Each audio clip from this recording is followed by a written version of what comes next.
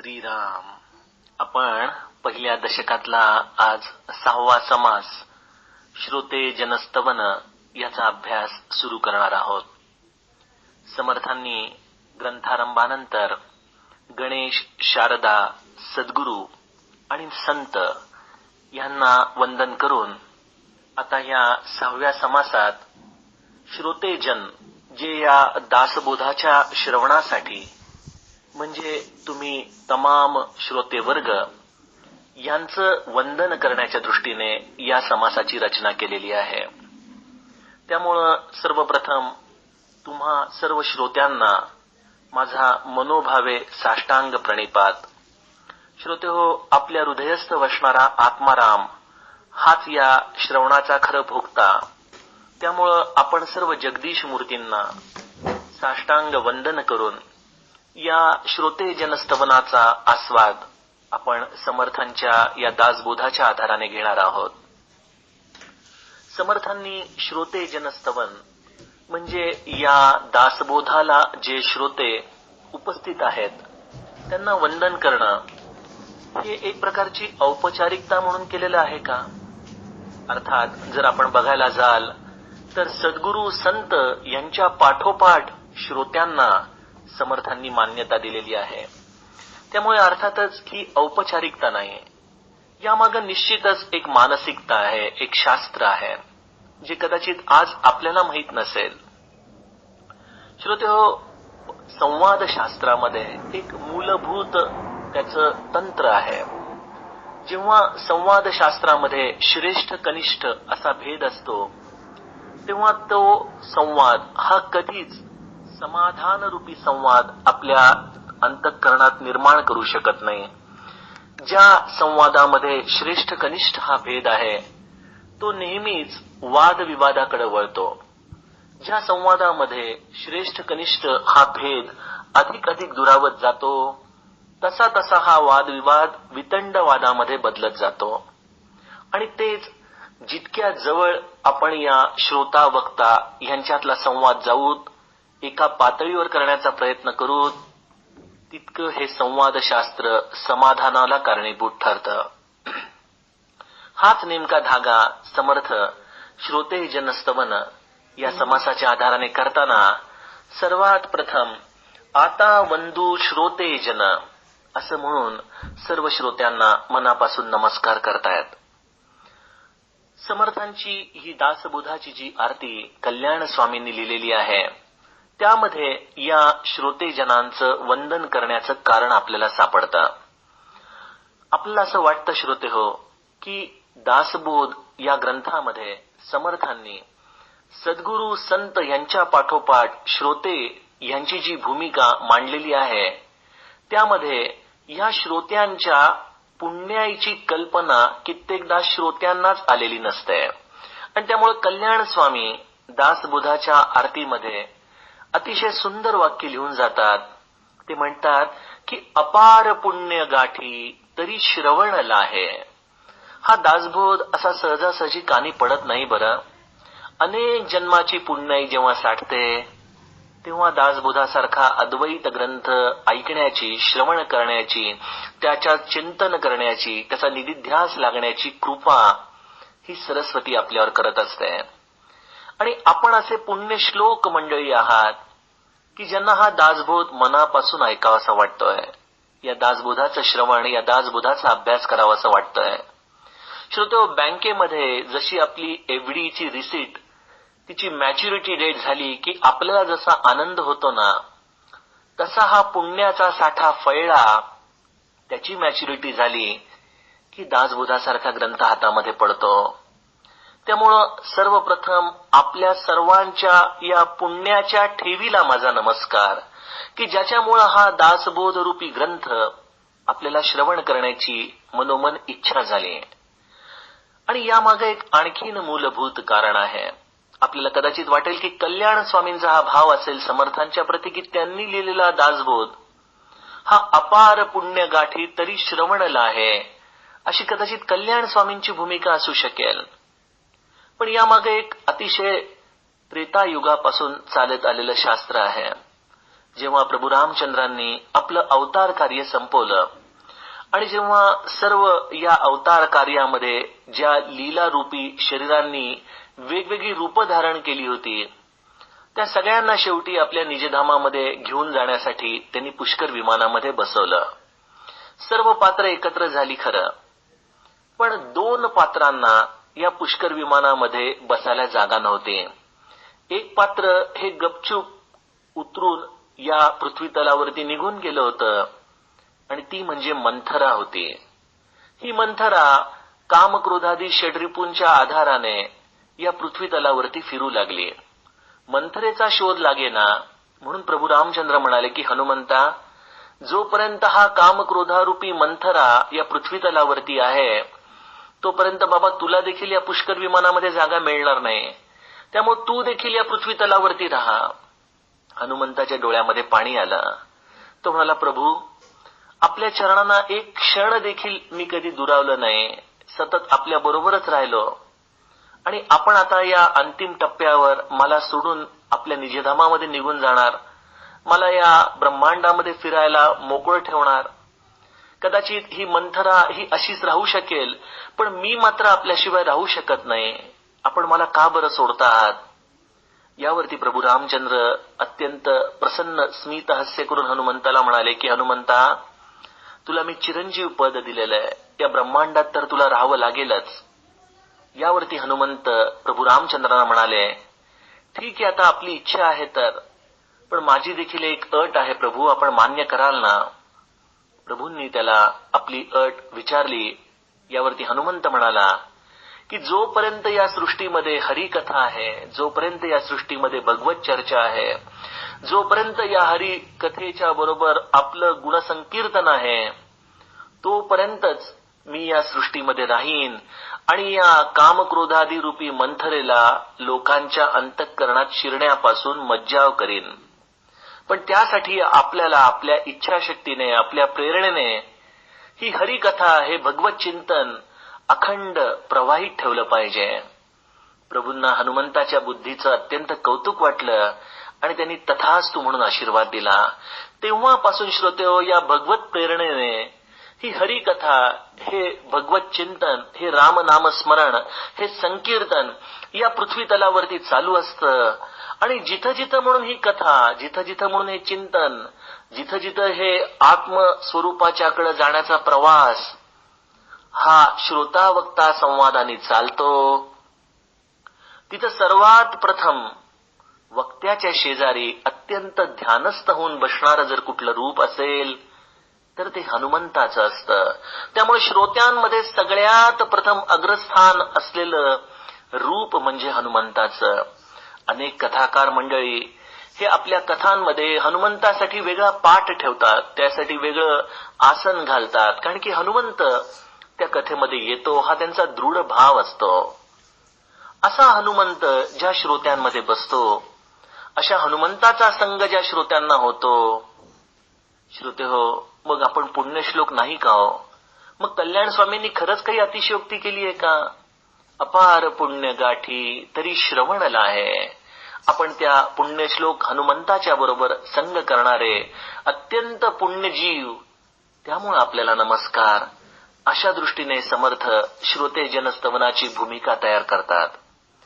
श्रोते हो, या जीवनामध्ये परमार्थाचं अत्यंत शुद्ध श्रवण मिळणं हे अत्यंत दुर्लभ आहे. प्रत्यक्ष हनुमंत देखील जिथं ताटकळत या श्रोत्यांमध्ये उभा राहतो, तिथं या श्रवणाच्या अत्यंत तीव्र इच्छेने, तळमळीने मोठी मोठी परमतत्व या श्रोत्यांमध्ये येऊन बसलेली असतात. बऱ्याचदा आपल्याला त्याची कल्पना नसते की या श्रोत्यांमध्ये येणारी जी वेगवेगळी रूपं आहेत, ती रूपं कुठल्या तत्वाची अंगीकार करून आलेली असतात. याचं अतिशय उत्तम उदाहरण म्हणजे रामायणात उत्तरकांडामध्ये सापडतं. रामायणामध्ये गरुड आणि काकभूषुंडी यांचा संवाद हा अत्यंत प्रसिद्ध आहे. काकभूषुंडी या ऋषींनी विष्णूचं वाहन गरुड, त्याला झालेल्या अहंकारापासून त्याची सुटका करण्यासाठी सर्व पक्षांना जे अत्यंत पुण्यश्लोक होते त्यांच्यामध्ये गरुडाला स्थान देत त्याला संपूर्ण रामकथा ऐकवली, ज्याला भुसुंडी रामायण म्हणून प्रसिद्धी इतिहासामध्ये मिळालेली आहे. या काकभुसुंडीनी गरुडाला जी कथा सांगितली ती अर्थातच पक्ष्यांना समजेल या भाषेमध्ये होती.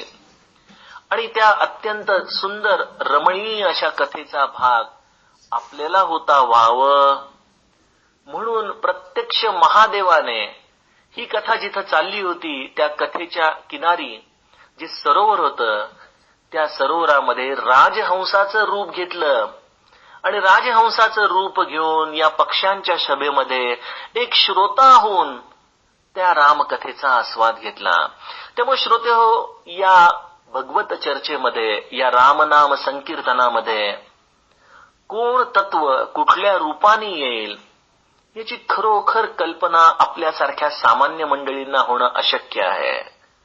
अहो, आमचे जे पूज्य बाबा आहेत ना, ते गोंदवल्याच्या एका गुलालाच्या शेवटच्या अंतिम प्रवचनामध्ये म्हणाले होते, अगदी गुलालाची ती पर्व काळाची वेळ, पहाटेचे 5:55च्या आधीचे काही मिनिटं राहिलेली, आणि पूज्य बाबा म्हणाले की तुम्हाला प्रत्येकाला माझा नमस्कार. कारण तुम्हाला असं वाटतंय की तुम्ही जितकी लोक इथं उपस्थित आहात तितकीच आला आहात का? अहो, इथं प्रत्यक्ष ब्रह्मानंद आलेले आहेत, इथं आनंद सागर आलेले आहेत. ते कदाचित तुम्हाला तुमच्या दृष्टीने दिसत नसेल, पण माझ्यावर विश्वास ठेवा, हे इथं उपस्थित आहेत.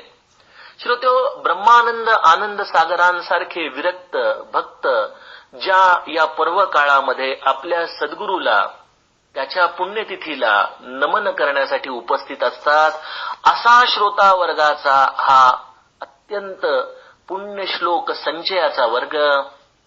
आणि म्हणून समर्थ यांची वंदना सद्गुरू संत यांच्या पाठोपाठ या दासबोधामध्ये करत आहेत. या दासबोधामध्ये हा जो श्रोतू वर्ग आहे हा एक प्रकारे अनेक गुणसंपन्न असा श्रोतृवर्ग आहे. त्यामध्ये समर्थ म्हणतात की ऐकायला येणाऱ्या मंडळींमध्ये भक्त आहेत, ज्ञानी आहेत, संत आहेत, सज्जन आहेत, विरक्त आहेत, योगी आहेत, अनेक गुणसंपन्न सत्यवादी अशी मंडळी तिथं उपस्थित आहेत. आणि या सर्वांच्या उपस्थितीमुळं वक्त्याला बोलण्यासाठी स्फुरण येत आहे. अर्थात वक्त्याने या परमार्थ सभेमध्ये काय बोलावं याची जर खरी कुठली शक्ती असेल, जर कुठली चेतना असेल, तर ती चेतना श्रोत्यांच्या अंतःकरणामध्ये निर्माण होत असते.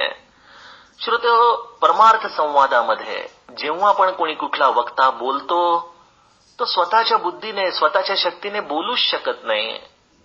त्याला ती शक्ती बोलवत असते आणि ती शक्ती जी चेतना आहे ती या प्रत्येक श्रोत्याच्या अंतःकरणातल्या प्रश्नांची उत्तर शोधण्यासाठी एक निमित्त म्हणून वक्त्याला तिथं बसवते. त्यामुळे ती चेतना त्या श्रोत्यांच्या अंतःकरणातली जी आहे तीच वक्त्याच्या मुखातून जात असते.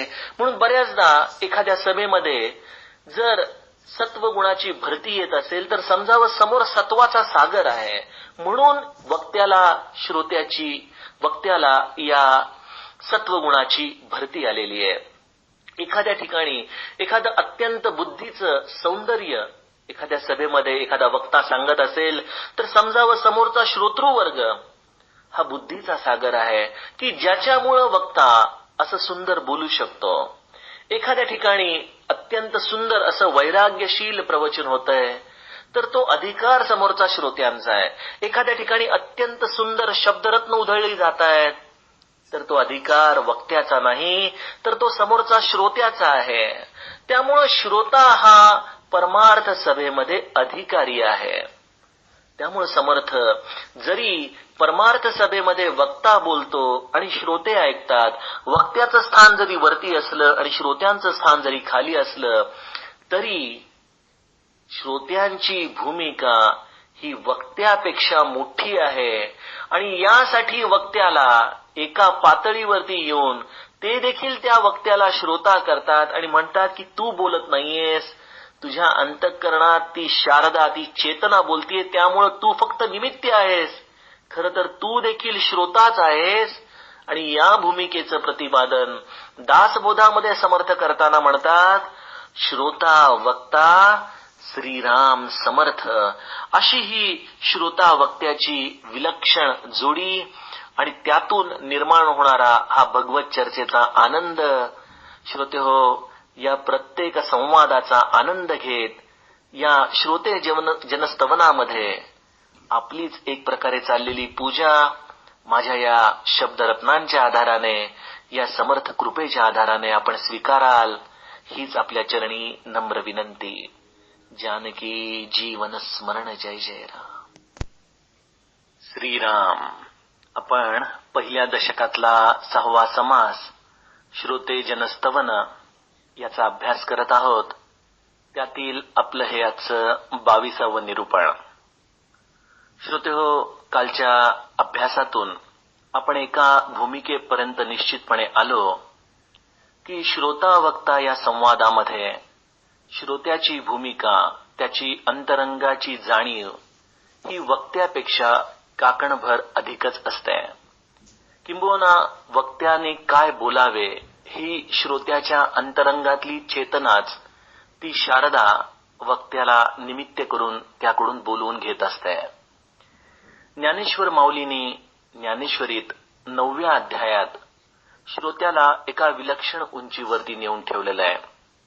ज्ञानेश्वर माऊली म्हणते, बालक बापाची ये ताटी रिगे, रिगोनी बापा तेच जेवू लागे, की तो संतोष लेनी वेगे मुखची ओढवी, तैसा मी जरी तुम्हा प्रती चावटी करीतसे बालमती, तरी तुम्ही तोशिजे ऐसी जाती प्रेमाची या. ज्ञानेश्वर माऊलीने एका बालकाच्या भूमिकेतून श्रोत्यांची स्तवन करताना, श्रोत्यांची पूजा करताना एका अप्रतिम उदाहरणाची जोड या 9व्या अध्यायाला दिलेली आहे. ज्ञानेश्वर माऊली म्हणते की एखादं बालक जसं रांगत रांगत आपल्या वडिलांच्या जेवत असताना मांडीवर जाऊन बसतं आणि हळूच वडिलांच्याच ताटातलं अन्न आपल्या हातामध्ये घेऊन वडिलांच्या समोर घास भरवण्याच्या दृष्टीने त्यांच्या तोंडाजवळ नेतं, तेव्हा वडील कधीच संकोच करत नाहीत. उलट ते अधिक प्रेमानेच बालकाचा हा हट्ट पूर्ण करतात.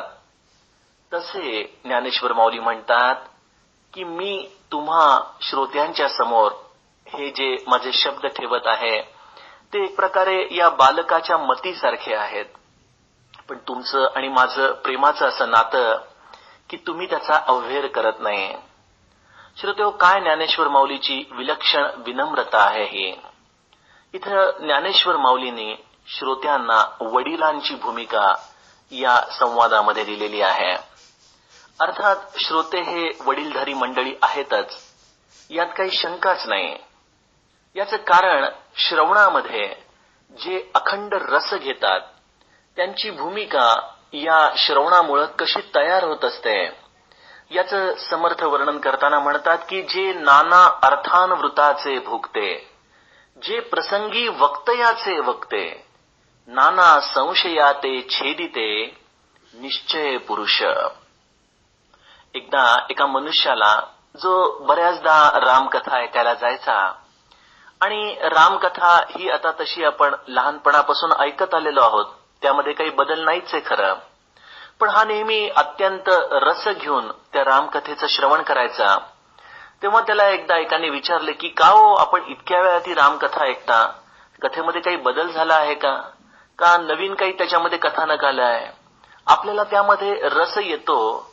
मला एक सांगा, इतकं आपण श्रवण करता, या श्रवणाचं तुम्हाला फळ तरी नेमकं काय मिळतं? यावरती तो मनुष्य अत्यंत मार्मिकपणे त्या मनुष्याला उत्तर देताना म्हणाला, जे समर्थांना इथं सांगायचंय की जे नाना अर्थानवृताचे भोगते. तो मनुष्य त्यांना म्हणाला, अहो तुमच्या प्रश्नामध्येच त्याचं उत्तर आहे. तो म्हणाला, कळालं नाही. तो म्हणाला, आपण प्रश्न काय विचारला की आपण श्रवणामध्ये रस इतका घेता, त्या श्रवणाचे फळ काय? अहो एकदा का रस मिळाला की फळाची अपेक्षा कोणाला राहिलीये, फळ कोणाला पाहिजे? इथं आम्हाला ताजा रसच त्या श्रवणामधून मिळतो ना. असे हे अर्थानवृताचे भोगते हे श्रोते असतात, ज्यांना हा रसस्वाद हा नेहमी आकृष्ट करत असतो. आणि हा रसस्वाद असा काही अंतःकरणामध्ये त्यांच्या मिसळला जातो की प्रसंगी ते वक्तयाचे वक्ते देखील होऊन जातात. आईन्स्टाईन हा जो प्रसिद्ध शास्त्रज्ञ होता, त्याच्या जीवनामध्ये एक अशीच घटना की ज्यातून आपल्याला प्रसंगी वक्तयाचे वक्ते म्हणजे काय असतं याचा अगदी हलक्या आनंदाच्या अवस्थेमध्ये वर्णन करून समजून घेता येण्यासारखा हा प्रसंग. आईन्स्टाईनने जेव्हा वेगवेगळे शोध लावले तेव्हा या शोधांचं आजच्या काळामध्ये म्हणता येईल असं प्रेझेंटेशन तो वेगवेगळ्या त्यावेळच्या युनिव्हर्सिटी, कंपन्या, मोठे मोठे औद्योगिक कारखाने यांना जाऊन दाखवत असायचा आणि त्याचे हे शोध लोक बघायचे आणि बघताना त्यांना वेगवेगळ्या ठिकाणी त्या सर्व प्रेझेंटेशन मधून फिरावं लागायचं.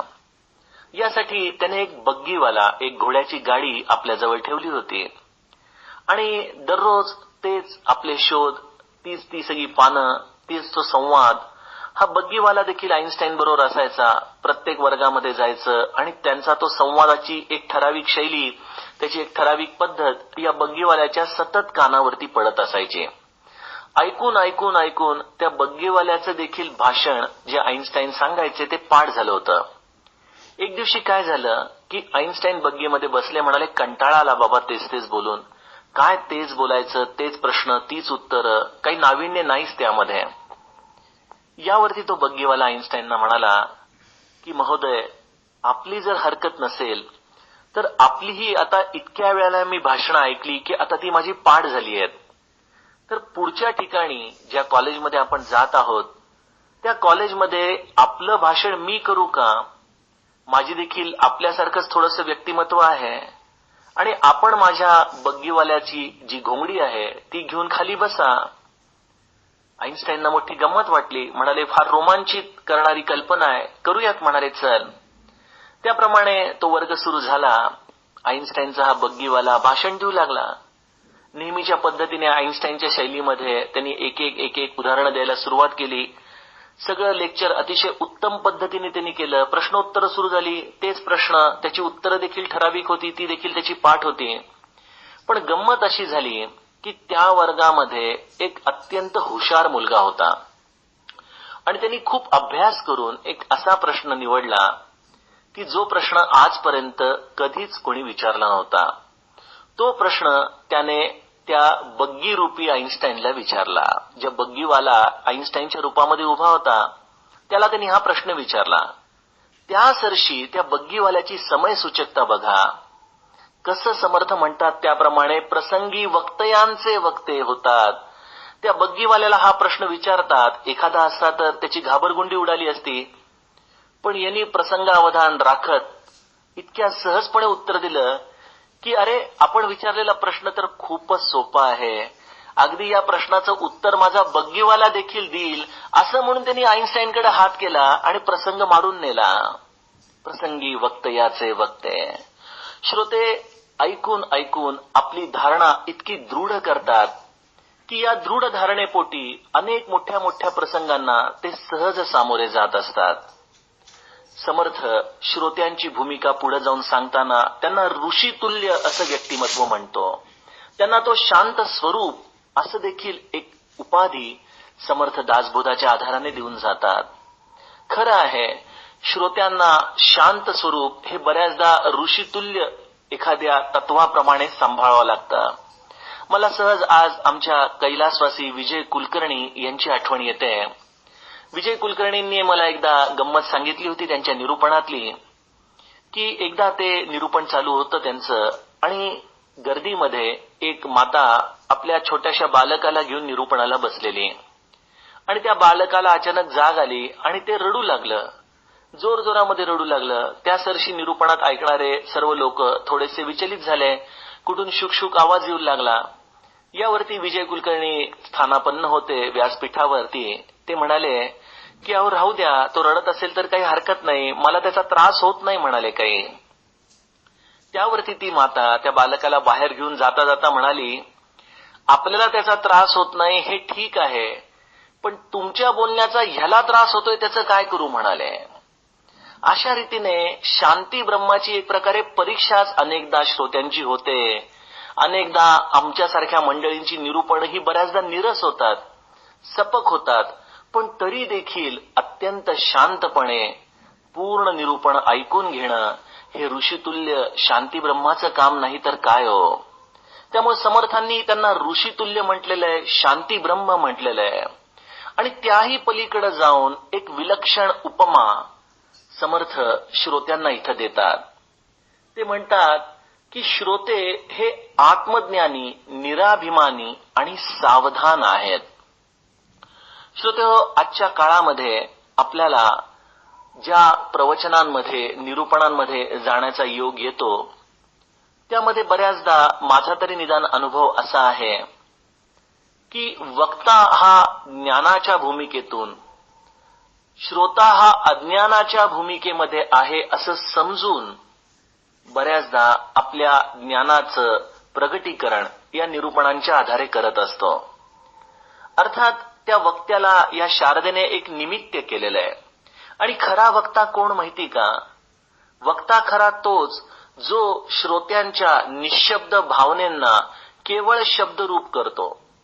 तो आपल्या स्वतःच त्यामध्ये काहीच मिसळत नसतो.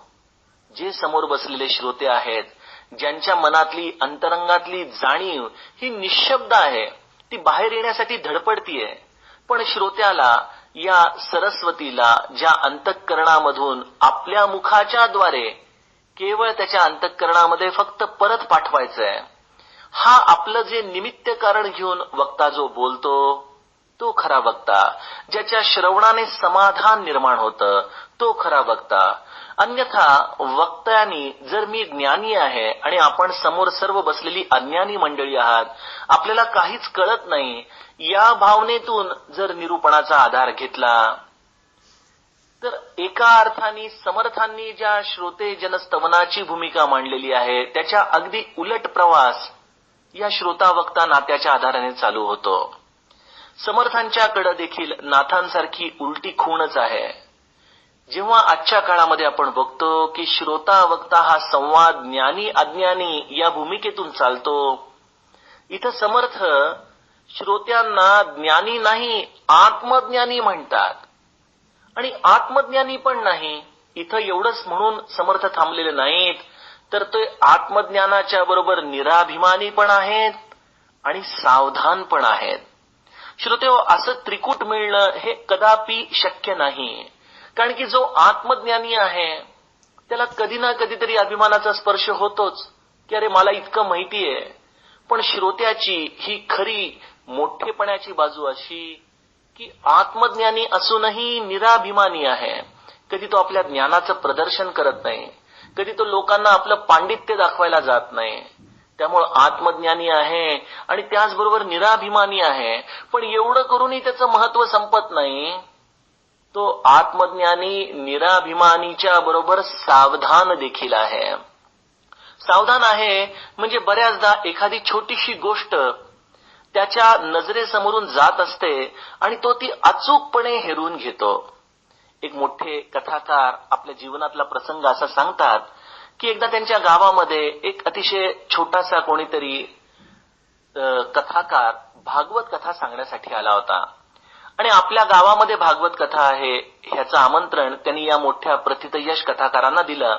तर ते म्हणाले, तुम्ही माझ्या गावामध्ये आलेले आहात तर माझं हे खरोखर सौजन्य आहे की मी आपल्या कथेला येऊन बसेन. त्याप्रमाणे ते त्या कथेला जाऊन बसले. आता एवढे मोठे प्रथितयश कथाकार आपली कथा ऐकायला आलेले आहेत.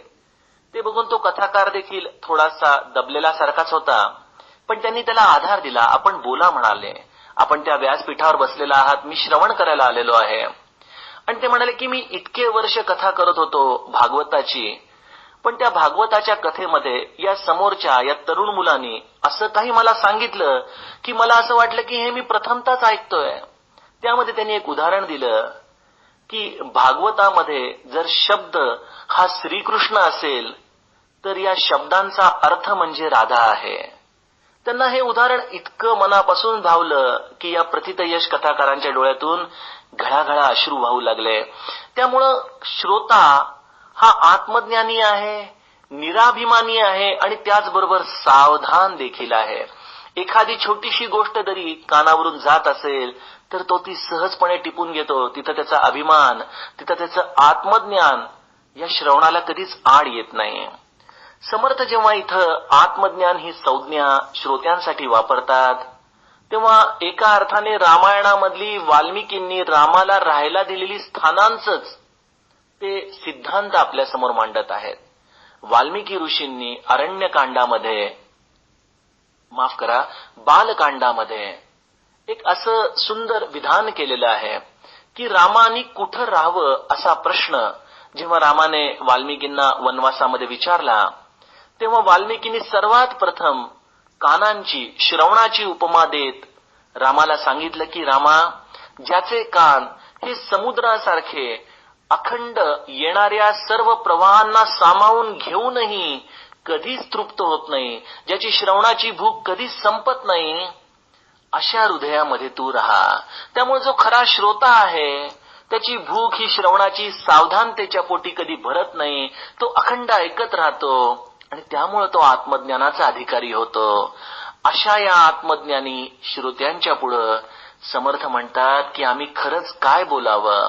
बऱ्याचदा विचार करून बघतो की हे सांगावं का, हे सांगावं का, पण श्रोत्यांना बहुतांश वेळेला सगळंच माहिती असतं. त्यामुळे पूज्य बाबा एका प्रवचनात म्हणाले की आता काय सांगावं आपल्याला परत परत. मला तर म्हणे बऱ्याचदा असं वाटतं की जानकी जीवन स्मरण जय जय राम म्हणावं आणि नाम घ्या, नाम घ्या, नाम घ्या असं म्हणून हे निरूपण संपवावं. बस, याच्या पलीकडे आता काय सांगायचं राहिलंय आपल्याला. खरोखर अशी वक्त्याची अगतिकता करणारे आपण श्रोते मंडळी, हीच आपली परमपदाची पावती समर्थ आपल्याला या श्रोते जनस्तवनातून देत आहेत. जानकी जीवन स्मरण जय जय राम.